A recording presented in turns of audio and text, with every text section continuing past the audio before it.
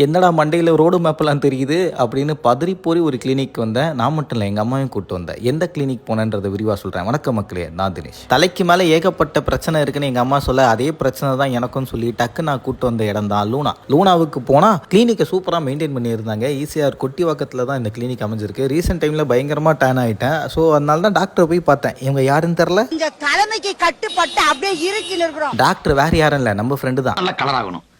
அதுக்கு உங்ககிட்ட மருந்து மாத்திரை கிடைக்குமா? ஏன் இல்ல தங்க பாஸ்பா உங்களுக்கு மூஞ்செல்லாம் தேஞ்சு போய் முடியெல்லாம் கொட்டி போயிருக்கு, வாங்க அதுக்கான ஐஃபையான எக்யூப்மெண்ட்ஸ் இருக்குது, இது பேர் தான் மேண்டல்னு சொல்லி கூப்பிட்டு போய் இருக்கக்கூடிய ஐஃபையான டெக்னிக்ஸ் மூலிமா முடியல எந்த மாதிரி கேப்லாம் இருக்குது, முடியோடைய டென்சிட்டி எப்படி இருக்குன்றதை எனக்கே காட்டினாங்க. ஸ்கின் எவ்வளோ டேமேஜ் ஆகிருக்குன்றதையும் காட்டினாங்க. ஸோ லேசர் கூம் மூலிமா அம்மாவுக்கு ஏர் க்ரோத்துக்கான ட்ரீட்மெண்ட்டை ஸ்டார்ட் பண்ணாங்க.